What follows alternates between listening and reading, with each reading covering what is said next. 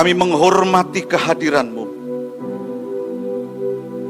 Nyatakan isi hati-Mu di tengah-tengah kami pagi ini.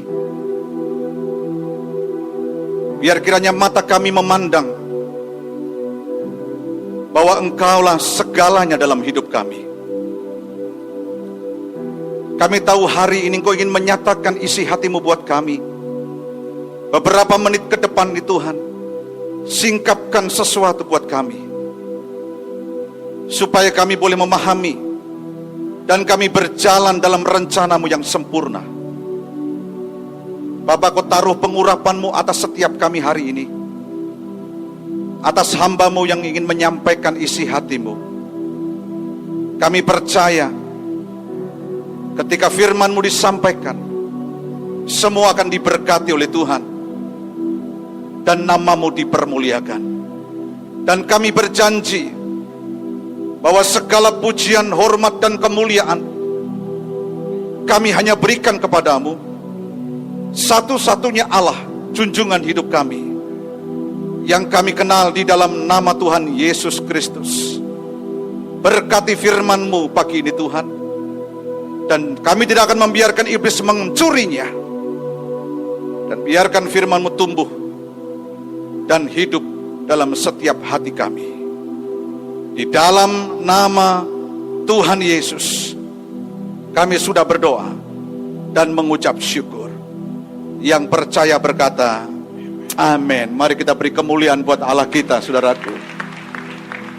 Terima kasih untuk rekan-rekan tim Praise and Worship yang sangat luar biasa. Beberapa menit ke depan ini saya ingin sampaikan apa yang menjadi isi hati Tuhan buat setiap kita pada pagi hari ini. Dan saya berharap beberapa menit ke depan ini akan memberkati hidup saudara sekalian. Saudara, saya melihat dalam perjalanan hidup ini, ada satu hari yang sangat menentukan untuk kita bisa masuk di dalam satu rencana Tuhan dalam hidup kita. Saya ulangi saudara, saya melihat bahwa dalam perjalanan hidup kita, ada satu hari yang sangat menentukan, di mana kita bisa masuk ke dalam seluruh rencana Tuhan di dalam hidup kita. Dan satu hari itu saya sebut sebuah peristiwa di mana Tuhan menjadikan itu menjadi satu dasar dari segala hal, di mana kita bisa memutuskan sesuatu yang penting dalam peristiwa itu. Saya percaya dalam perjalanan hidup kita, kalau kita menimbang dan kita mengingat kembali, ada satu hari di mana Tuhan izinkan kita membuat sebuah keputusan yang penting. Dan ketika kita bisa membuat keputusan yang penting itu dengan benar dan tepat, maka Tuhan membawa kita masuk dalam rencananya yang Tuhan sudah siapkan di dalam hidup kita. Saudara yang dikasihi oleh Tuhan, satu hari yang penting itu apa? Satu hari yang penting itu apa? Saudara, dalam hidup saya mengatakan demikian, bahwa satu hari yang menentukan itu adalah hari di mana kita dihadapkan kepada sebuah pilihan, dan kita harus mengambil sebuah keputusan dalam hidup kita. Saya ingat pada tahun 1982, Tuhan izinkan saya masuk di dalam hari yang sangat menentukan buat saya. Tahun 1982 adalah hari di mana saya bertobat. Hari di mana saya menerima Yesus sebagai Tuhan dan Juru Selamat dalam hidup saya. Secara pribadi, saya sudah bergereja sejak kecil. Saya sudah menjadi anak sekolah minggu dari sejak kecil. Tapi pada tahun 1982, peristiwa yang sangat menentukan dalam hidup saya, di mana saya membuat sebuah keputusan. Dan saya yakin bahwa peristiwa itu Tuhan desain. Itu menjadi sebuah dasar yang Tuhan ingin taruh, di mana ketika saya membuat sebuah keputusan yang benar, maka sepanjang hidup saya, dari sejak tahun 1982, hari itu rencana Tuhan, hari demi hari, itu digenapi dalam hidup saya. Dan saya percaya juga saudara, mungkin ada beberapa saudara yang hadir hari ini, tidak menyadari akan hal ini. Tapi saya mau sampaikan buat Anda sekalian, bahwa ada hari yang sangat menentukan, yang Tuhan sudah desain dalam hidup saudara. Nah, hari itu ada di mana kita membuat sebuah pilihan. Dan kita harus mengambil sebuah keputusan. Kalau seandainya bahwa keputusan yang kita buat itu benar. Bila seandainya keputusan yang kita putuskan itu tepat di mata Tuhan. Maka itu merupakan satu hari yang menjadi permulaan dari segala hal yang begitu luar biasa yang akan Tuhan lakukan dalam hidup setiap kita. Persoalannya saudara, begitu banyak orang yang tidak mengerti kebenaran ini. Satu hari 24 jam. Dan saya yakin dalam menit demi menit, jam demi jam, Tuhan tentukan satu hari yang spesial buat setiap kita. Yang akan menjadi satu dasar, landasan kita berpijak untuk masuk dalam sebuah rencana yang Tuhan sudah siapkan buat setiap kita. Dan bila kita bisa membuat sebuah keputusan yang benar, keputusan yang tepat dalam hidup kita pada hari itu, maka itu menjadi satu hari, permulaan hari yang begitu luar biasa. Bagaimana Tuhan akan membawa kita masuk dalam sebuah rencananya yang luar biasa.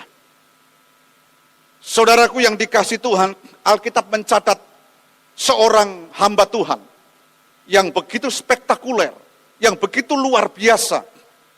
Oleh karena dia, sampai hari ini kita ada. Dan kita melihat dari seorang yang bernama Abraham. Kita tahu di dalam Alkitab, Abraham adalah seorang yang begitu luar biasa. Ketika Tuhan memanggil dia, Tuhan memberikan janji-janjinya, rencananya dalam hidup Abraham begitu indah, begitu luar biasa. Tetapi perlu Anda catat, saudaraku, bahwa sebelum Tuhan melaksanakan rencananya atas kehidupan Abraham, sebelum Tuhan menyatakan janji-janjinya di dalam kehidupan Abraham, ada satu hari, perhatikan ini, ada satu hari yang dipilih Tuhan, di mana hari itu menjadi satu dasar, di mana Abraham membuat sebuah keputusan penting dalam hidupnya. Dan itu membawa dia masuk dalam rencana Allah yang luar biasa. Ingat, saya ulangi sekali lagi saudara. Ketika Tuhan memanggil Abraham, Tuhan memberikan janji dan rencananya yang begitu luar biasa. Tapi sebelum semua janji dan rencananya itu digenapi dalam hidup Abraham, ada satu hari yang sangat menentukan. Ada satu hari yang begitu penting buat Abraham. Di mana hari itu adalah pada saat Abraham diuji oleh Tuhan.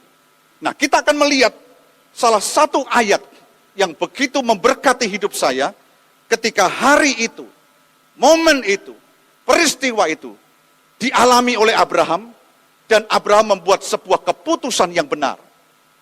Dan ketika Abraham membuat sebuah keputusan yang benar, saat itu, apa yang Allah sudah ucapkan kepada Abraham, apa yang Allah sudah janjikan dalam hidup Abraham, hari demi hari, Tuhan menggenapi di dalam hidupnya. Kita akan lihat bersama-sama dalam kitab Kejadian, pasal yang ke-22, ayat yang ke-12. Kejadian pasal yang ke-22, ayat yang ke-12. Ketika Abraham taat menyerahkan Ishak, inilah hari yang sangat menentukan buat Abraham. Ketika Abraham menyerahkan Ishak untuk dipersembahkan, dan ketika Abraham sudah mengambil pisau untuk membunuh Ishak anaknya itu, tiba-tiba malaikat Tuhan berkata, kita lihat bersama-sama, Kejadian 22 ayat yang ke-12. Firman Tuhan berkata seperti ini.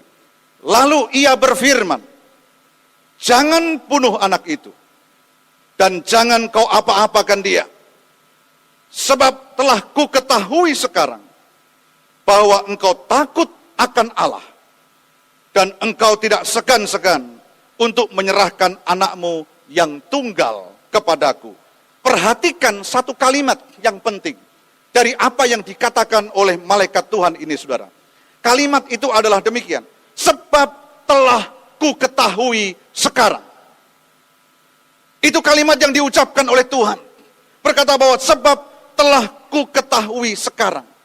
Artinya dalam ayat ini menunjukkan satu hal yang sangat penting buat kita untuk mengerti. Dan hal yang penting itu adalah bahwa ada kepentingan Tuhan. Bahwa Tuhan mempunyai kewenangan untuk menguji Abraham. Perhatikan. Ada satu kewenangan Tuhan di situ. Ketika dia berkata, sebab telah ku ketahui sekarang. Tuhan menguji Abraham, dan itulah area di mana Tuhan berkata, aku punya hak untuk mengujimu. Dan ternyata engkau taat.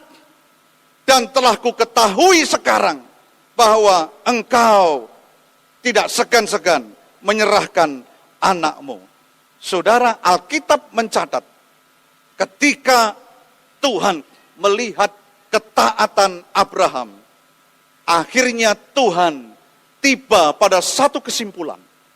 Kesimpulannya adalah Abraham memang mengasihi Tuhan lebih daripada Ishak anaknya.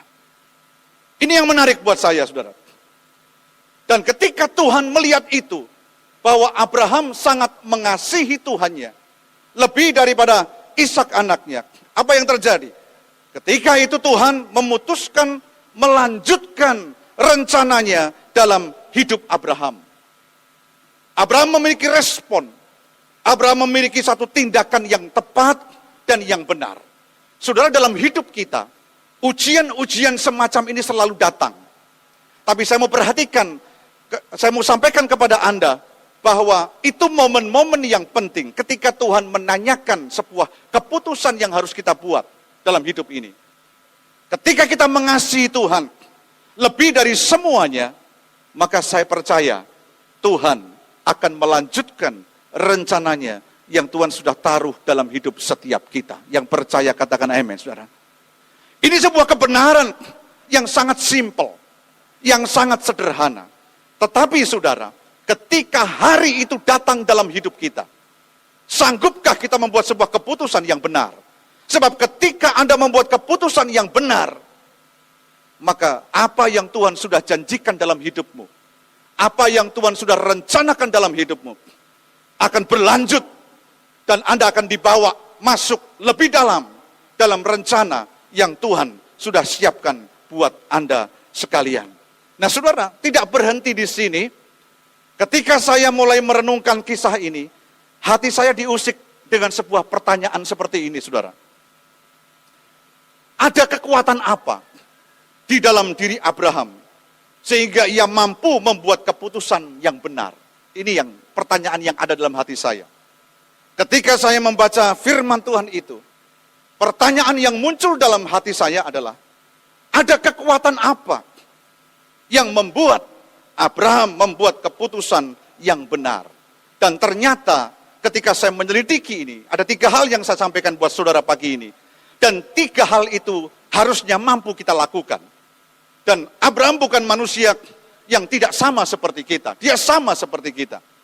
Tetapi ada 3 kekuatan yang bekerja dalam diri Abraham, sehingga Abraham bisa membuat sebuah keputusan yang benar pada saat hari yang menentukan itu datang dalam hidupnya. Yang pertama, saudara, kekuatan apa?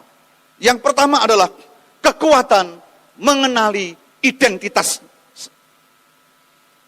Kekuatan untuk mengenali identitas Abraham sendiri. Nah saudara, saya ingin kembali kepada satu kisah Abraham ini untuk Anda mengerti. Ketika Abraham pergi meninggalkan tempat asalnya, Ur Kasdim, dia tidak pergi tanpa dasar. Dia tidak hanya sekedar pergi.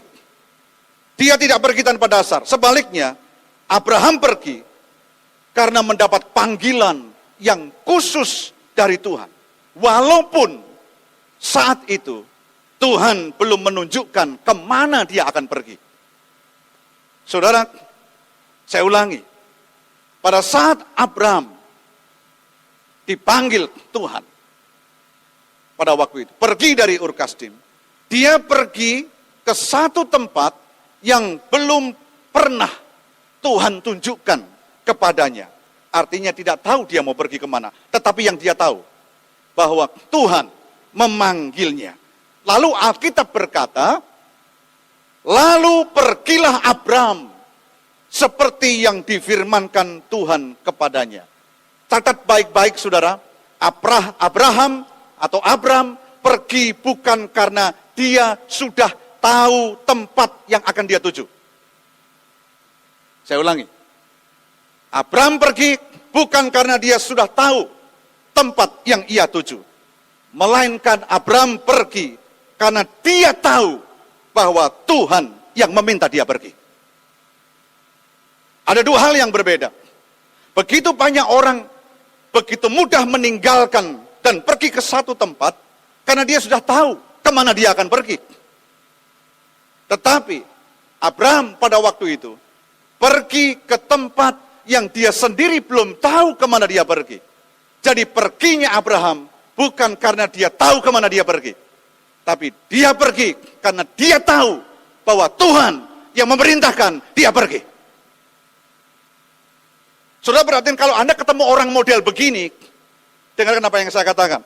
Kalau Anda ketemu dengan orang yang model begini, pasti ini bukan orang sembarang. Sebab biasanya manusia melihat apa yang di depan mata. Ketika sesuatu menarik, ketika sesuatu membuat hatinya tertarik, maka dia akan pergi ke tempat di mana dia tertarik. Tetapi saudara, Alkitab mencatat Abram pergi bukan karena dia tahu atau sudah tahu tempat yang dia akan tuju. Bukan. Tapi dia pergi karena dia tahu bahwa Tuhannya memanggil dia. Saudara-saudaraku yang dikasih oleh Tuhan, dari sejak awal, dari ayat ini kita temukan. Dari sejak awal, Abram telah memberikan ruang yang sangat besar bagi Tuhan dalam hidupnya. Memberikan ruang yang sangat besar bagi Tuhan dalam hidupnya. Abraham sangat mengenal identitasnya di hadapan Tuhan. Siapa dirinya. Dari sejak awal dia memberikan ruang Tuhan yang begitu besar dalam hidupnya. Saudara, setiap orang yang memberikan hatinya sepenuhnya kepada Tuhan, saya percaya orang ini akan mengenali identitasnya dia di hadapan Tuhan. Dan ketika firman Tuhan datang kepada dia, sekalipun tidak masuk akal, sekalipun tidak masuk hitungan, sekalipun tidak tahu ke tempat mana dia harus pergi, ketika firman itu datang kepadanya, tidak ada komplain, tidak ada perdebatan di dalamnya. Sebab apa saudaraku? Sebab dia tahu yang bicara ini Tuhan. Dan Tuhan sudah diberikan ruang yang sangat besar di dalam hidupnya. Itu sebabnya dia mengenali, dia tahu siapa yang bicara kepada dia. Saudaraku, dia mengenali identitasnya. Itu yang membuat Abram membuat keputusan yang benar pada waktu itu. Dan Alkitab mencatat, semenjak itu rencana Tuhan dalam hidupnya hari demi hari itu digenapi dengan begitu luar biasa. Persis seperti apa yang Tuhan janjikan dan apa yang Tuhan rencanakan buat hidupnya.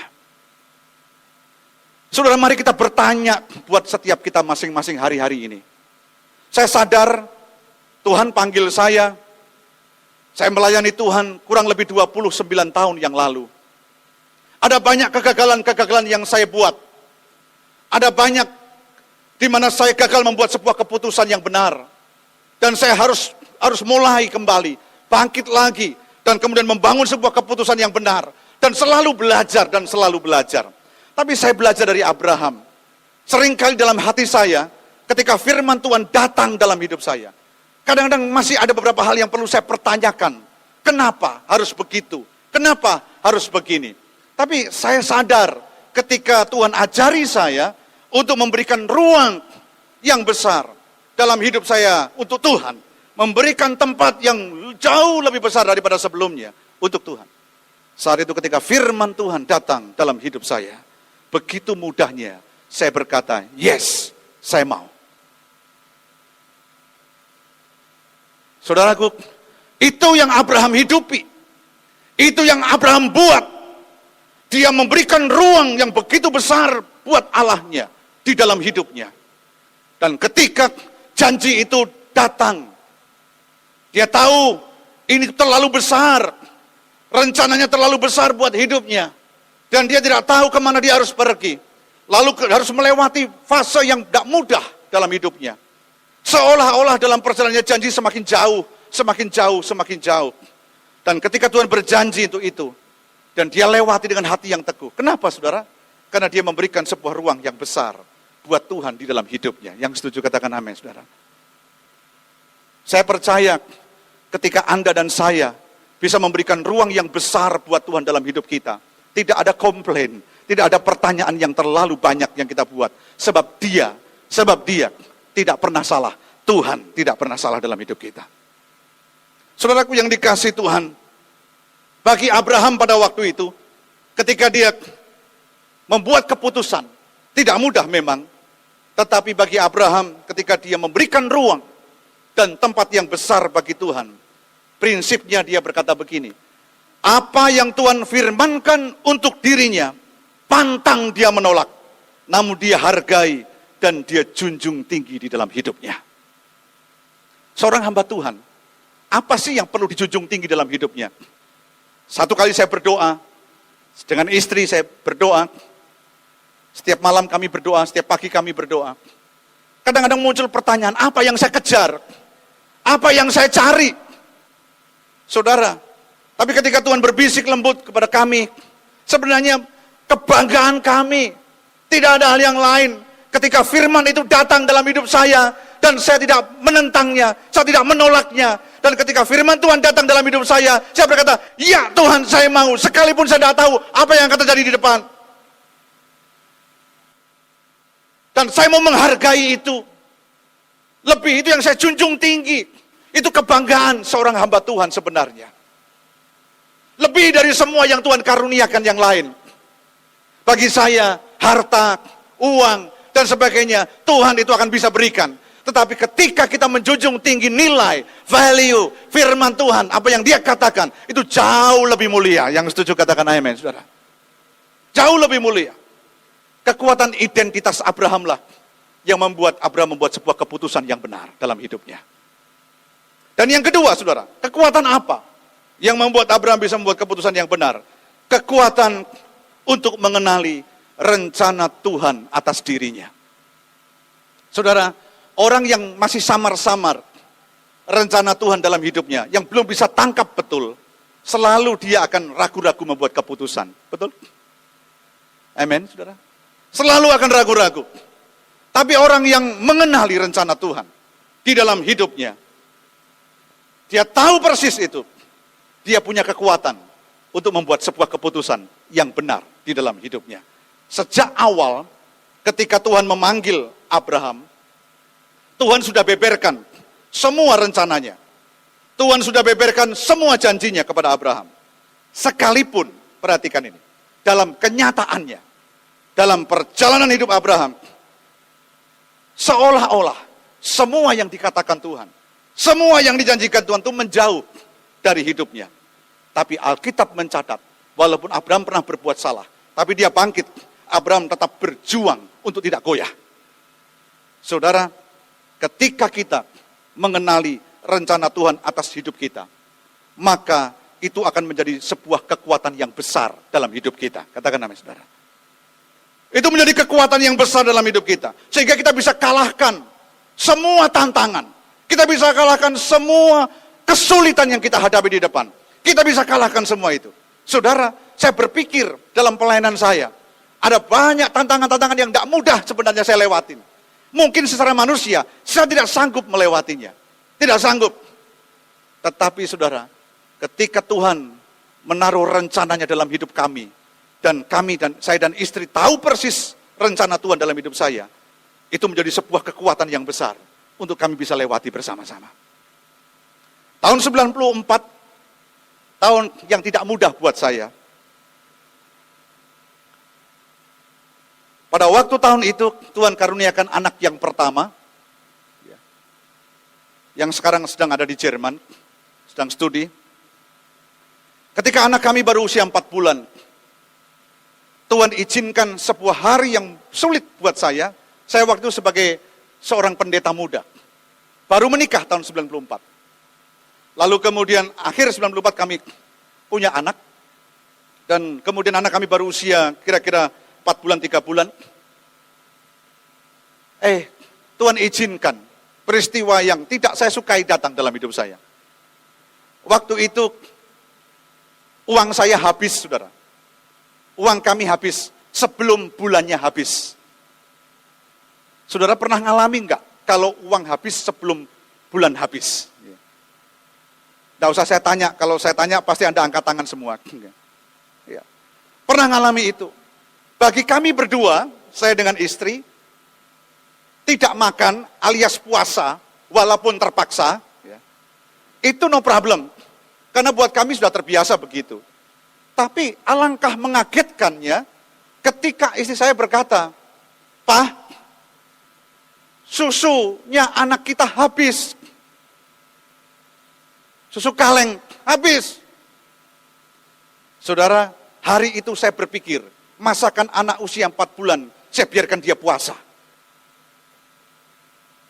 Lalu pikiran saya dan istri, saya mau telepon mamah saya dan mamah mertua. Itu kunci paling ampuh sebenarnya itu. Kalau bisa telepon mamah mertua dan mamah. Biasanya mak itu sayang sama cucu. Pasti dikasih.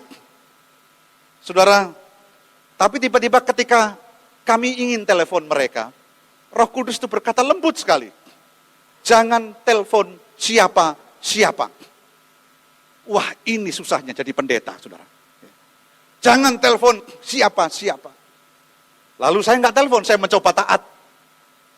Lalu istri saya masuk ke dapur, ada lemari, dia temukan teh dan gula.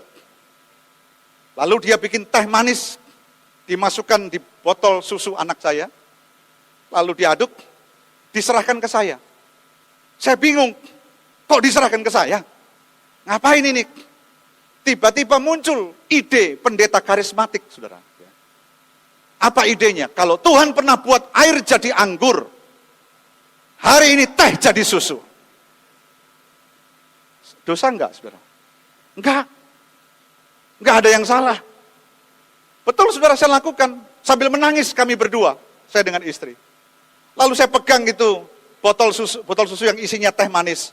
Kami berdoa berdua, dalam nama Yesus, kalau engkau pernah buat air jadi anggur di Kana, hari ini juga Tuhan, teh jadi susu. Dalam nama Yesus, dalam nama Yesus, dalam nama Yesus. Buka mata, tetap teh, saudara. Itu bedanya di Kana dan di rumah saya, saudara. Tetap teh. Tapi tiba-tiba Roh Kudus dorong kami untuk ngasih teh manis itu ke mulutnya anak kami yang baru berusia 4 bulan, di kamar begitu. Lalu istri saya masukkan ke mulutnya. Jadi minum teh. Dan Tuhan izinkan 2 kali 24 jam. Berarti 2 hari. Anak usia 4 bulan, itu minum susu 2 jam sekali. Kalikan 2 hari, saudara. Kira-kira. Itu enggak blendingan. Kembung. Ya. Tapi aneh. Selama 2 hari itu, anak saya sehat-sehat. Enggak rewel, enggak nangis, enggak mencret, enggak sakit. Biasa-biasa aja. Tiba-tiba saya jadi pikir aneh. Loh, kenapa anak saya kok malah enggak apa-apa? Katanya kalau enggak minum susu mencret. Kembung. Kok malah enggak apa-apa? Saya mulai berpikir seperti itu. Ketika saya berpikir seperti itu, Roh Kudus yang lembut yang berkata di awal itu berkata begini, bukankah kamu sudah berdoa waktu itu, teh jadi susu? Tapi saya masih berdebat, Tuhan, tapi kan tetap teh yang saya lihat. Lalu Tuhan berkata, ketika engkau masukkan teh itu ke mulut anakmu dan ke pencernaan anakmu, aku ubah gizinya menjadi gizi susu.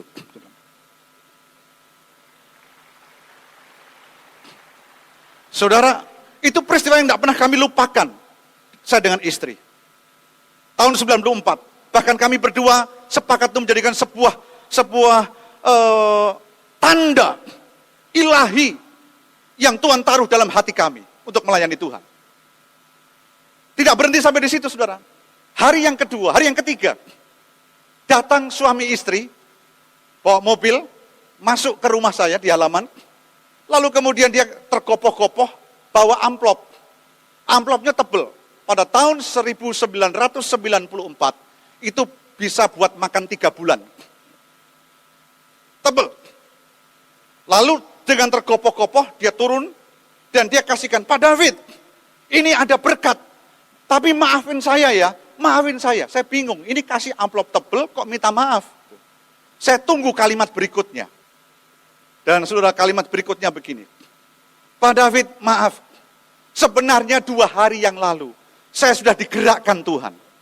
Tapi saya lupa. Saya marah dalam hati, saudara. Gara-gara Bapak lupa, anak saya minum teh. Tapi ketika saya marah, Tuhan berbisik kepada saya begini, kenapa kamu marah? Aku ingin engkau belajar. Dia memang aku izinkan lupa, supaya engkau belajar tentang apa yang aku sudah taruh dalam hidupmu. Katakan amin, saudara. Dan Anda tahu, ketika saya tahu rencana Tuhan dalam hidup saya ngerti apa yang Tuhan taruh dalam hati saya, apa yang Tuhan mau dalam hidup saya. Ketika saya tahu itu, saudara, sekalipun saya menghadapi tantangan yang berat, kekuatan itu ada, dan itu membuat saya bisa lewati. Katakan amin, saudara. Amin. Dan yang terakhir, yang ketiga, saudara. Kekuatan apa yang membuat Abraham membuat keputusan yang benar? Yang ketiga adalah kekuatan mempercayai Tuhan. Kita buka Ibrani 11, ayat 17 sampai 19. Ada satu ayat yang menarik, kekuatan yang dimiliki Abraham, kekuatan mempercayai Tuhan. Ibrani 11, ayat 17 sampai 19. Firman Tuhan berkata begini, karena iman, maka Abraham, tatkala ia dicobai, mempersembahkan Ishak, ia yang telah menerima janji itu, perhatikan, rela, kata rela itu garis bawahi, mempersembahkan anaknya yang tunggal, walaupun kepadanya telah dikatakan, keturunan yang berasal dari Ishaklah, yang akan disebut keturunanmu. Karena ia berpikir, garis bawahi karena ia berpikir, bahwa Allah berkuasa membangkitkan orang-orang sekalipun dari antara orang mati. Dan dari sana ia seakan-akan telah menerimanya kembali. Anda perhatikan dengan cermat ayat ini, kata rela, ketika Abraham rela, walaupun Tuhan sudah berkata, lewat keturunan Ishak inilah keturunanmu akan diberkati. Lewat Ishak inilah keturunanmu akan ada. Tapi Ishak diminta. Seharusnya dia nggak rela dong. Tetapi Abraham rela. Nah, kata rela itu erat hubungannya dengan kalimat karena ia berpikir. Nah, apa yang dia pikirkan itu yang menarik. Sebab apa yang dia pikirkan itu menentukan dia rela atau tidak. Setuju katakan amin, saudara. Dia rela. Kata rela itu berhubungan dengan karena ia berpikir. Pertanyaannya adalah apa yang terkandung dalam pikiran Abraham sehingga Abraham rela mempersembahkan Ishak. Apa yang ada dalam pikirannya? Saudara, Alkitab mencatat begitu luar biasa. Dikatakan begini, karena ia berpikir bahwa Allah berkuasa membangkitkan orang-orang sekalipun dari antara orang mati. Dan dari sana ia seakan-akan telah menerimanya kembali. Artinya apa, saudara? Artinya adalah ketika dia berpikir seperti itu, tidak ada ruang dan tidak ada tempat dalam pikirannya untuk melemahkan Tuhan. Katakan amin, saudara. Sekalipun ini tidak masuk akal, dia yang janji kasih Ishak, lewat keturunan Ishak akan hadir keturunan Abraham. Tetapi kenapa dia minta? Ketika dia dihadapkan pada keputusan yang sulit itu, luar biasa. Ada satu kekuatan yang bekerja dalam dirinya. Kekuatan untuk mempercayai Tuhan. Saudara, kekuatan untuk mempercayai Tuhan itu artinya apa, saudara? Sekalipun dia melihat hal itu tidak masuk akal, sulit rasanya. Tapi tidak ada ruang, perhatikan. Tidak ada tempat dalam pikirannya untuk melemahkan Tuhan. Sekalipun godaan dalam alam kenyataan itu sangat besar. Seringkali kita ketika melihat hal yang sama, yang kita pikirkan adalah kita melemahkan Tuhan. Justru melemahkan Tuhanlah yang paling mendapat tempat yang paling banyak dalam hidup kita. Ketika situasi sulit datang. Tapi Abraham mengajarkan kepada kita, ketika itu datang, dia berkata, aku rela, sebab aku berpikir, sekalipun seandainya Ishak itu mati, Tuhan sanggup membangkitkan dia kembali. Artinya tidak ada ruang sedikit pun dalam benak pikirannya Abraham untuk melemahkan Tuhannya, sekalipun dia melihat hal yang tidak mungkin. Katakan amin, saudara. Saudara, satu kali ada seorang yang berkata kepada saya, Pak, ikut Tuhan itu pengorbanannya besar ya Pak. Saya jawab dua hal. Yang pertama, tidak ada pengorbanan yang besar. Sebab pengorbanan yang besar, yang tidak sanggup kita lakukan, sudah dibayar Yesus di atas kayu salib. Tapi dua, yang saya jawab adalah, sekiranya ada hal yang harus kita lakukan untuk berkorban, itu bukan berkorban yang terlalu besar. Bagi saya, setelah saya tahu ayat ini, pengorbanan yang kita berikan untuk Tuhan bukanlah penderitaan. Katakan amin, saudara. Amin. Pengorbanan bukanlah penderitaan, namun sebuah kehormatan dan kebanggaan. Oleh sebab itu jangan pernah menyerah dalam hidup ini. Ketika rencana Tuhan datang dalam hidupmu, dan Anda harus membuat keputusan, dan ada yang harus Anda korbankan, ada yang harus Anda berikan, ada sacrifice yang Anda harus buat. Anggaplah bahwa sacrifice itu untuk Tuhan bukanlah penderitaan, tapi sebuah kehormatan dan kebanggaan di mana Tuhan tanamkan rencananya yang besar dalam tubuh yang fana ini. Katakan amin, saudara. Amin. Mari kita beri kemuliaan buat Allah kita yang luar biasa. Nah, biarlah firman Tuhan ini akan memberkati saudara sekalian. Ada satu hari yang sangat menentukan buat setiap hidup kita. Mari saya undang jemaat Tuhan bangkit berdiri bersama.